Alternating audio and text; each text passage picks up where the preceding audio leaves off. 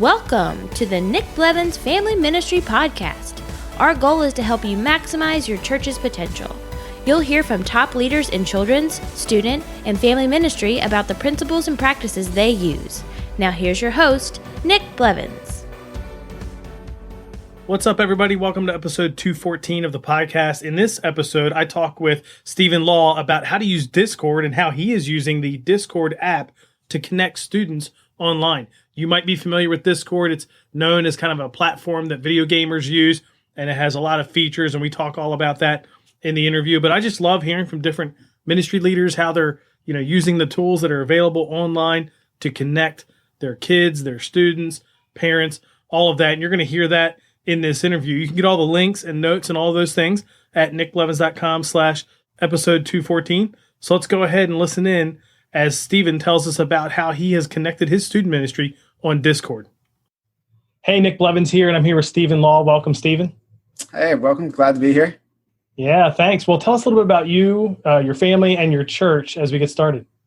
Yeah, well, for me, I am loving the fact that this year I've been able to celebrate my 10-year anniversary with me and my wife. Also, my 10-year anniversary at my church. So I'm at Harborside Christian Church, and it has been quite the journey. It's been so exciting. I am currently the middle school pastor there by choice. I love being able to work with middle school students. They're exciting, they're fun, and they are so moldable. So I love being able to just kind of see where they can go and help them get there. So it's an exciting time right now. We are meeting online only for the time being, getting ready to try to set up for groups coming up soon. But all in all, it's a fun learning season full of change. Well, you're very positive about it, which is a great thing. So I'd love to talk about this past 6 months or whatever, like what middle school ministry looked like for you before COVID-19 shut things down, then what it looked like kind of online only, then you did meet and then you didn't meet. I mean, like, again, you're doing like a lot of churches, just lots of changes and pivots and, oh, let's not do that. Let's do this, or we'll do that for a couple months and then change it up. But let's start back with pre-COVID-19. What did middle school ministry look like at Harborside? Yeah, for us, it was definitely a busy time. I feel like we were probably the most active ministry in the entire church. That's part of youth ministry, though. And we would have 3 services on Sunday morning for the church, and we would have 3 services for the middle school as well. So our first service, we have an in-depth Bible study. So we basically ask the students, what do they want to learn about? And we just go all in. It is amazing. Actually, these students, it's incredible how much they want to learn, how willing they are to dig into God's word if you just give them the opportunity to do so. So that was our 8:30 service. So much fun. And then at 10 and 11:30, we had our actual service. We called it our middle school service.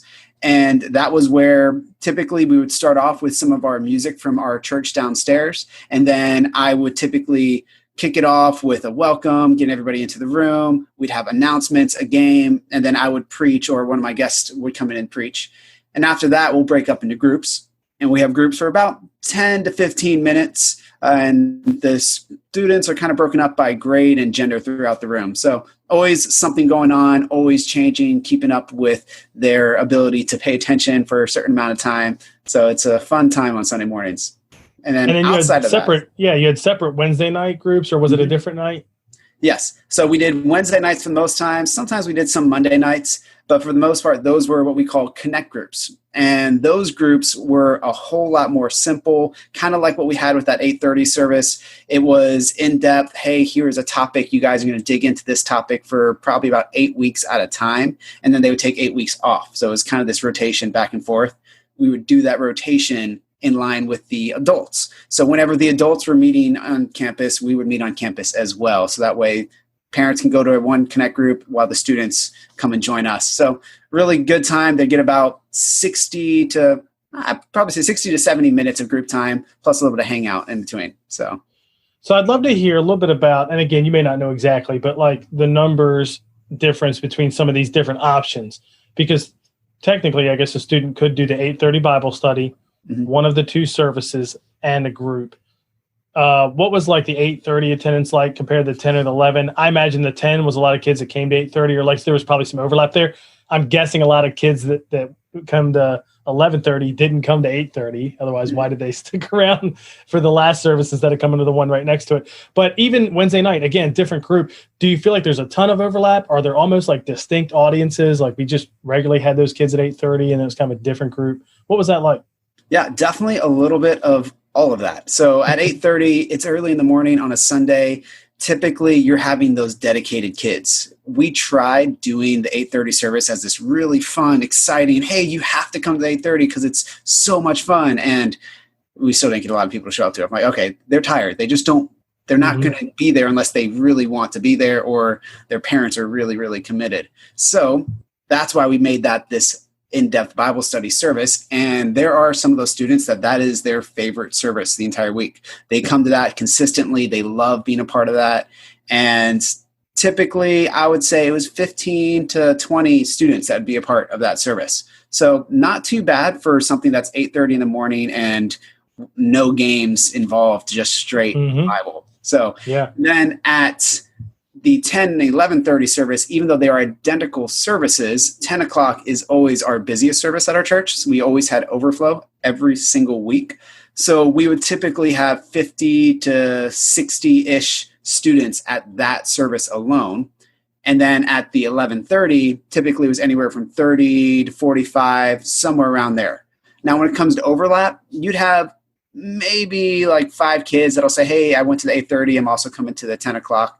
You have a few kids that were really, really loving it, that they'd come to the 8:30, 10 o'clock, and 11:30. And those are just the ones that, their parents are serving somewhere else in the church. They're exciting. Those would be the student leaders that, hey, you were here last service. Can you help me lead this game this service? All right. Sure. Get them involved. It's a lot of fun. And then a couple kids that go back and forth. Wednesday nights, when we do our groups, it really depended on the season. Some seasons you have a lot of involvement, some seasons not so much. So that could have been anywhere from 25 kids to 55 kids for the group times. So it's definitely all over the place, changing a lot, but it was good. Did you get, you probably had some, but I'm curious as like how much, because I know a lot of student ministries where if they have a separate group night, there'd be a good percentage of their students that only did that. Like they did not come on Sundays. Was that true for you? Did you get some kids that they would do groups only or not? Because you had semesters. I'm thinking more of student ministries where that's an ongoing option. You could always do groups. You did kind of more like semester groups. So, but did you end up with students who would only do the groups and you wouldn't see them on Sunday morning? There were a few, maybe 15% of the Wednesday night kids were ones who only came to those Wednesday nights. Yep, that makes sense. Well, I want to hear about what it looked like as you switched online. Now, you actually were streaming online the middle school service before COVID-19 hit, so you were like an early adopter, right? Which I don't hear that a lot. I hear that a lot in church, but you don't hear that a lot in student ministry and certainly children's ministry. So, what did that look like? What were you doing before COVID-19 even hit? And then when you were online, what did it look like? Yeah, well, for a while, probably for at least half of last year, we were doing online with Instagram. I would give one of my leaders this little Gorilla Pod, and I'd put my phone onto it or his phone onto it, and they would walk around and just make it look pretty. After a while, we finally got a little fancier. We got a nice little gimbal that helped it stay balanced, so it was a little bit more sturdy. And it was cool. It was very real, I guess you can say, very raw. Yeah. So, and that was fun. We didn't get a lot of involvement with it, but it was something pretty neat. But we had a lot of kids that said they wanted us to be able to get onto YouTube. So we eventually found out that the church had an extra camera from downstairs that was just one of their straight streaming cameras. They don't do live stream for downstairs at all I say downstairs. Our room is upstairs, if you haven't figured that out. Gotcha. Well, that's what happens, right? You start using those names when that gets associated with it. That makes sense. Yeah. So we got this extra camera. I figured out how to connect that into the YouTube server, and we started going live on YouTube. That was probably around November or December of last year is when we started going onto YouTube, and it was one set shot. We could move it around a little bit, but it was a clear, good shot that had the audio coming straight from our soundboard instead of just a phone. So it worked a lot better. Definitely room for improvement, but it was a start. And then when you went totally online, what did that look like? You'd already been doing it, so you had some experience with the technology, the cameras, but now it's different because you're not live streaming something that's happening in person. You're kind of creating something only for online. What did you do there? So that's where it got very interesting. So we were trying to figure out our timing, whether we would do it at the same time as the adult service. So we do our online service for the adults at 10 o'clock. And we decided for a while we would try doing it after the adult service, but come to find out that adult service had a little bit of flexibility in their ending time. So it was really awkward. Well, we're supposed to start now, but they're not done yet. Come back in 15 minutes. So it was a lot of back and forth. And it was a lot of this, me here at my house and just having, whether I put up a green screen behind me, whether I just put up slides on the screen. I mean, we did a lot of back and forth. And I basically made it happen to where I could run an entire service from my house, which had some complications. I mean, that means I don't have the extra leaders and volunteers to run slides for me and run games. So it was a learning process. Yeah.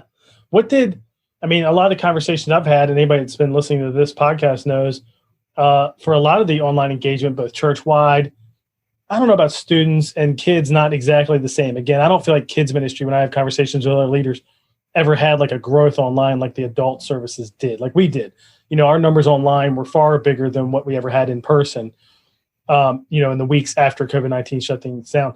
I wouldn't say that's true for kids. It was good, but it was never that big. Students, The same way. We were probably 85% of our student involvement. Now we were doing Zoom groups only there. And then there was like a large group element to it. So, it was never, again, bigger than what we had in person. What did your engagement and involvement look like when you went to online? Did it drop? Did you have any idea? Like, how did you know, like, how well it was working or not? Yeah, it was definitely interesting. For a while at the very beginning of it, everyone was like, cool, online, we can do this. They were sad. It actually worked out really well for us because we had just finished our spring trip. We do something called Believe. And we just did the Believe conference, managed to get that in before everything shut down by about 3 weeks. So everyone was fired up and excited because of that trip. So for a while, there's always a big flood of students that are like, yes, let's be a part of this. That was so much fun. So they stayed involved. But I would say after about a month, you definitely would find that drop. Students started to not show up as much. They were all available, but they only showed up every once in a while. So it's kind of a tough thing. Yeah, which I think most ministries experience for sure. Mm-hmm. Now, when was it that you gathered in person again? Because your church did gather in person again at some point. Did it decline for a while up until that point? Did you make any changes in student ministry, or did you run it kind of that way right up until you gathered again? Yeah, we were told to be ready for church to open back up at any time. So we were playing it week by week, just trying to figure out what it was going to look like. I had series ready to go. So whenever the doors opened, we would start that series. And then I had stuff that was just for online. So we actually opened up our doors on Father's Day. So that was our first day back, which is always exciting. I don't know how this is for you guys, but Father's Day for us tends to be one of the lowest attendances of the entire year. Just because maybe they're that's off. Pretty common. Yeah. Right. They're all fishing, doing something else, whereas Mother's Day is like one of the most populated Sundays of the year. So kick back in, and we actually had pretty decent attendance. We were ready to run 6 services instead of 3 because we were a pretty large congregation, but we don't have a lot of space. So even with the amount of people that we'd have, we'd always have overflow going on. So we were ready to have 6 services instead of just 3. So that way there was room for them to spread out, be socially distant, and take care of everything. Now, this was before the whole mask ordinance became a thing. So then the week after Father's Day, 2 days before our service, they said, hey, masks are required at all social gatherings. So we had to make that announcement. It was a legal thing. And it made a big difference. I think 1/3 of the people showed up for that week than they did the week before. Yeah, I can't say I'm surprised. Yeah. Now, how long did you run that? So we actually had it for 4 weeks in a row until there were just too many people who were seeming to get sick, and we did not want to be the cause of someone being sick. So our senior leadership decided that we would close the doors for safety to not allow us to be the reason some of our members, volunteers were finding themselves sick.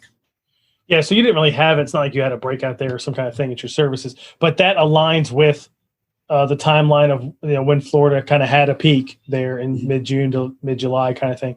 So that makes sense. And you've been online only since then, right? You haven't come back. There's I'm guessing there's not a date on the calendar when you're meeting again in person. Not yet. Not yet. And so student ministry met in person. What was that like? What was the percentage show up? Because here's what's interesting. And I don't think we've talked about this as much on the podcast yet. But when I talk with some friends of mine in student ministry, if they're in like the southwest part of the country, like Arizona, California, Texas, things like that, when they've gathered again for student ministry in person, it's been huge. They're getting 80, 90, 100% of their attendance, which is not really true of any other church gathering anywhere else. You know what I mean? And I'm here in the mid-Atlantic, northeast part of the country. And again, most student ministries aren't meeting in person, but if they were, I'm pretty sure they wouldn't get 80, 90%. What did you see in those short weeks that you did meet? Were you getting half your students, a third of your students? Like, what did the show up look like? Yeah, we didn't have 100%, but we were probably, for the first couple of weeks, around 70, 75% around there, which wasn't too bad. Yeah. But you mentioned it earlier, and I was excited about this. It's probably the only time that there were more middle schoolers than there were children in the church, right? Yeah, we normally have a ton of kids because it's a big church, so there's lots of kids. But a lot of the younger kids and families were a little bit more cautious. So whereas the middle schoolers were too excited to care about that, so they showed up anyways. And, we would have, like I said, about 75% of the kids would actually still show up and be involved, whereas probably 25% of the kids were like this. Sorry, sure. 70% of the middle schoolers, like 20% of the kids were there. Yeah, which makes sense. And maybe even the church too. You probably weren't getting much more than a third of the adults, I would guess, correct, coming to those services. Now, going back online again, right? So you did that for a short time, went back online. What does student ministry look like online now? Are you going to do, like, especially with fall, like Zoom groups or something like that in lieu of what you would have had on Wednesday night? What's that going to look like? So we went back and forth with a few different options for what online ministry could look like for us. And for our high schoolers, they tried doing Zoom for a while, and it was decent. Some kids stayed for a while, but then they kind of faded away, had that quote unquote Zoom fatigue, right? And then for us with the students in middle school, instead of doing Zoom, I was a little bit more focused on another platform. So I had actually been working for a while on a platform called Discord. All right. And this idea of Discord, I know it's the word that is typically meaning like not good communication, right? Separation. Instead, this application, I don't know why it's called Discord, but it was a server where I could have my students come online whenever they wanted, as often as they wanted, and they could text chat, voice chat, video chat. We didn't have to use Zoom because it was all in this one place. We could do games. I could do my screen sharing. We could host all kinds of events, all in this one server. So that was actually something that I started putting together last July, and I was excited about it. I think, hey, this is going to be a great way for us to have ministry, not just here at the church, but even beyond that, and helping kids wherever they're at be involved in a ministry. So I made this server, set up all the rules, all the behind the scenes, spent quite a bit of time learning, and then I wasn't able to launch it yet. I had to wait to be able to launch it until kind of everything started to shut down. And then they were like, hey, that server you made, we can use that now. I'm like, finally, let's do it. And I launched this server. And now we have about 100 of our students that are in this server. And, some of them are really involved. Some of them are not involved very much at all. But the ones who are involved absolutely love it. And I've heard from their parents, hey, this is a big deal. This means so much to them. It's community, right? We want to have community. And right now, when we're living in a time where social distancing is so important and people are having such a high priority in that, it's important for us to be able to find social circles when we're being socially distant. And that's what this platform has allowed us to do. So our students can just go online, they download it, and then as they're downloading it, we are getting them into the server, and that's where all the stuff that I've set up behind the scenes really comes to play.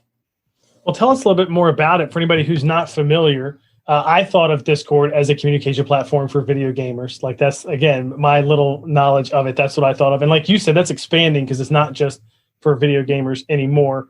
There's a lot more to it. And people would have some familiarity with like group chats or Facebook, or I don't know, different elements that are included in a Discord. But tell us about like what that is, and especially for someone who has no idea what it is, what's all included there, what can you do, how are you using it, what does that look like? Yeah. So originally Discord was designed for gamers. It was meant to be a place that gamers could go and connect with each other while playing whatever game they wanted to play.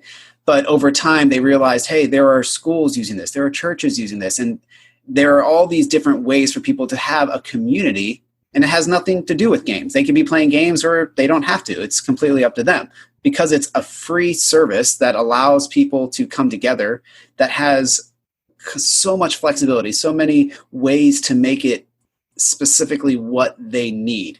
So for us, I was able to go behind the scenes and set up what are called roles. So there are all these roles for people when they come into the server. So what happens is I want to allow a place for our students to come together, to gather and have community, but I want it to be safe. I don't know if you heard about all the crazy things that were happening with Zoom, like the Zoom bombs. People were showing up, hacking into servers. Mm-hmm. It was scary. And I'm like, I don't want that to happen to our kids. I mean, I love my students. I want them to be safe and protected, but I want them to have the opportunity to connect.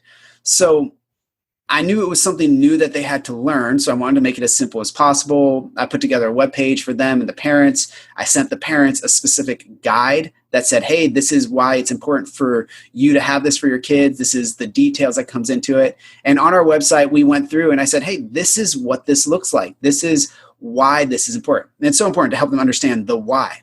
So once they would get into our server, I would say download it and make an account. They make an account. They use the link that I send them. One of the cool things about Discord is you can't just go on and find anybody's server. You only can get to a server if you were sent an invite to that server. So I would give our students an invite into our server. And once they get in there, they would see this whole area that has all the rules. And they would get all these rules saying, hey, do you acknowledge that you're not going to bully people? You're not going to spam. You're not going to post anything inappropriate, and all these things that are just, the basic standard rules that you'd want even if you're meeting in person. And at the bottom of that list, they would have an option to be able to check off saying, yes, I read the rules. Now, this is what's neat. I was able to use a bot behind the scenes, and I say a bot, basically an automated moderator. All right. And the one that I use is called CarlBot, and you saw that on the screen that popped up. So this automated bot basically can go in and give people roles based on what they click in the server. So when someone comes into the server, by default, they're given a role that just says awaiting rule acceptance, meaning they haven't accepted my rules yet. At that point, they can't see anybody. They can't talk to anybody. All they can do is see the rules and one little section of the server that only I can see. Why? So that way I don't have somebody who randomly found my link or somehow they got a hold of it. They can't come in and start messaging my students. It wouldn't be allowed. So once they accept that rule, they get the guest role. Now, what does the guest role do? It lets them type to me. So now they can talk with me saying that they read the rules. And part of the rules is they have to have their name that matches our system. So if they're a student that we've had before, we have them in our system. We know that this is somebody that we can relate to. And we say, hey, make sure you change your name. Make sure this is all set up. I double check it. I'm like, yep, I remember that student. There's the grade that student is in. Yes, that is a middle school student. Now, once I give them the new role, they're able to go into the server and start seeing the text chat, the voice chat. They start to see our events, our discussion groups. We have one of my favorite parts of the entire server. We have a prayer request section. They can go in there and just type in their prayer requests. People are, reacting to those prayer requests saying, yep, I'm praying for that. I love this. We're helping you. I mean, the amount of prayer requests I see for people starting school right now it's been a lot, but it's so cool to see these students gathering together. Now, I did have a few parents who said, well, I'd love to see the server as well. I want to make sure this is a safe place. So I was able to set up another role that said, hey, if you're a parent, click this button. Once they click that, they get the parent role, which allows them to see the different chats, but they can't type in the chats. They can't send messages to the students. All they can simply do is see, okay, there's nothing bad going on here. This is a safe place. Okay, I can trust my student to be a part of this. So it's been a really neat platform to really connect with the kids. We do typically weekly events with them. On Mondays, we do a Minecraft Monday where we actually have a separate Minecraft server that the kids just go on and they build whatever they want to build. And I've actually had the middle school students moderating that for me, which is a lot of fun. They know way more about it than I do. But, every once in a while I'll jump on and we'll play little games together or do scavenger hunts all in the game. And then on Wednesday nights, we'll do our groups on there. We say, hey, everyone jump into the discussion chat at this time. We're going to type in the questions you can answer on here, or you can join us in voice, or you can join us with video if you want. And we have that option. We did for a while Friday night game nights where I actually would do a screen share and we just would play trivia games and let their family be involved as well. And then, of course, we did our Sunday services. And I don't actually stream it live into the service or into the server. I actually stream it onto YouTube and I let them watch it from there, and then they respond while they're in the server. So it's a lot of stuff. But well, it's great. It sounds like it's a lot of the tools and apps that people are getting way more used to now, all built into one. I mean, like when I shared my screen there, it looked like Slack channel on the side there with comments and hashtags about what the topics were. I'm not sure if that's what that is, but that's what it looked like to me. And just, again, video chat, voice, like there's apps that do all these things, from Vox to Marco Polo to groups, Zoom and Google Teams and things like that. But having all of this in one place is highly controlled. Obviously, that's a key for you. That's what's great for you. Now, would you say a lot of the students already had experience with Discord, or no, this is kind of their for most of them, their first impression to it? Like, how much did you have to get them kind of on this platform versus how much were they kind of already there and now you're there too? Yeah, the ones who had it probably were the gamers. So any student that played games, they're like, oh yeah, I know Discord. That's no problem. I already have an account. And they're the ones who are thriving so quickly because they had no learning curve. They already understood it. Whereas the other students, I had to help them understand it, which is why I put together that page that says, hey, here's how to log in. Here's how to get involved. Here's where the text channels are. Here's where the voice channels are, how to connect, disconnect, things like that. So there was definitely a learning curve for those students. But I have several students who had never touched it before who are online almost every single day. They're on there either playing games together now, or they're just sending messages. I have one student that he doesn't play any of the video games, but he loves to just watch what some of the other students are playing, and he'll just send his feedback. He'll post funny memes. I mean, like I have every single day, there's a different theme for the day. So like Meme Monday. So every Monday, all the students get a chance to post all the memes. That way they can get it out and not do that all the rest of the week. And then, Tuesday, we call it Tacos Tuesday, coming off of our Believe event. So that's tacos for Thanksgiving, adoration, confession, others, and self. So a way of prayer.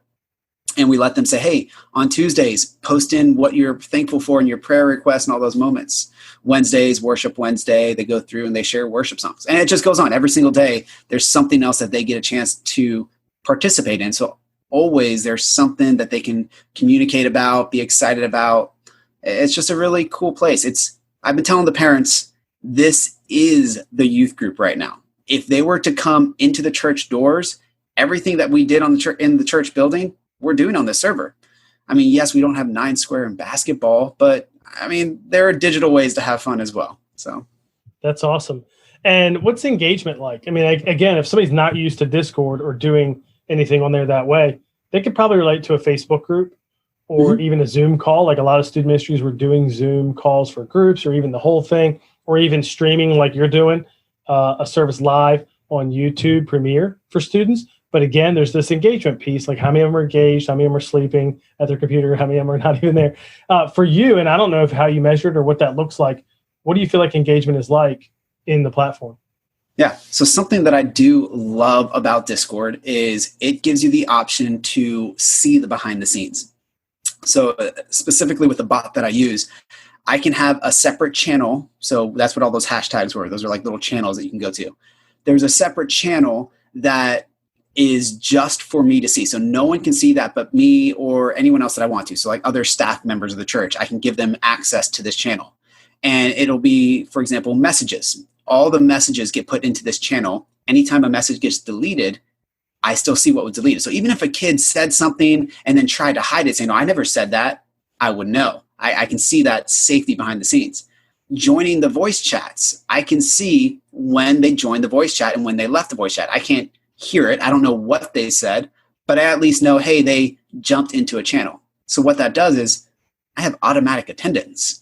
I don't have to go keep track. I just look on there. Yep, those are all the kids that joined the channel. Boom, there's my attendance. So typically, on average, I would say about 10 kids were consistently involved, which is not a lot. A lot of times there's different kids constantly.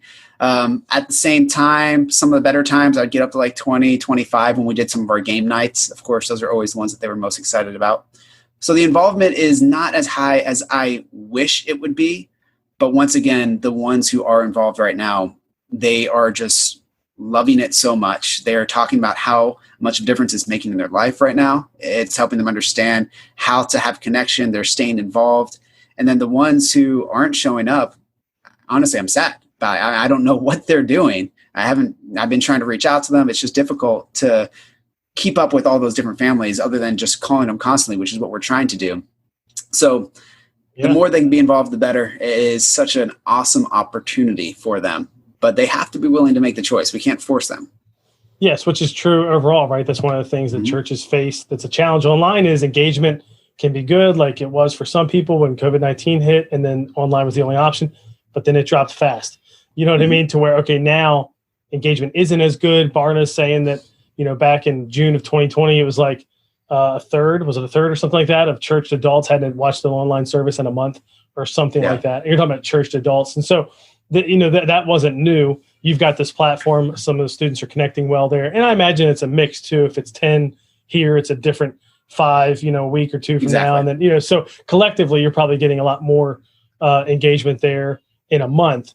But then in a week, that's what you're seeing, which again is just like ministry in person. But I love that you're exploring something new, trying out this platform. It does look, like you said, a lot of things you would do in person, you can do there, which is awesome. So thanks for taking time to share with us. How can people connect with you if they have any questions? Yeah. So of course, for our youth group, the best thing you can do is go to our website for harborsidechurch.org/students. Or you can even check us out on YouTube, Harborside Students. That's where I have all my services, where I'm going live right now. And for me personally, my website, Stephen M. Law. So M is in Michael. So StephenMLaw.com. And that's where I'm just basically using whatever I can to help people grow and make their best life out of everything that's going on. So cool. Well, you might get some emails and questions about how to set up a Discord server or something like that. Happy to help. Yeah, that's awesome. Thanks for taking time to share with us. All right. Happy to be here. Thank you. That might not be something you've thought about before, using Discord to connect kids or students or parents online. But as you could hear from his description of it, it has a lot of the features, right, that you would like to have online to replicate what your ministry is doing in person. So here are a few action items I thought of coming out of that interview. 1, check out Discord app, obviously. 2, find a digital way to connect students that's safe. So maybe it's Discord, maybe it's not, maybe it's something else. That's okay. And then third action step, start with leaders. So whatever way you're going to use to connect students digitally or kids or parents or whatever you're looking to do, start it with leaders first. Let them try it out, use it, get them on there, get them familiar. That way, if you do roll it out, they're ready to go. Plus, they give you a chance to try it all out and learn it yourself. Seems like Stephen had a good handle on it before he jumped into that. And again, maybe you won't use Discord, but whatever that is that you're going to use, start with leaders and jump in there. You can get all the links and notes at nickblevins.com/episode 214. That's it for this episode. Hope you're doing well as we head into the Christmas season here. We will take a couple weeks off from the podcast there between Christmas, New Year's, right before Christmas, right after Christmas. Then we'll kick things up again in the new year. So thanks for listening, and I'll catch you in the next episode of the Family Ministry Podcast. Thanks for listening to the Nick Blevins Family Ministry Podcast. We hope this helps you maximize your church's potential. We would love to hear stories of how you apply what you've learned. You can do that by leaving a comment on iTunes or in the show notes at nickblevins.com.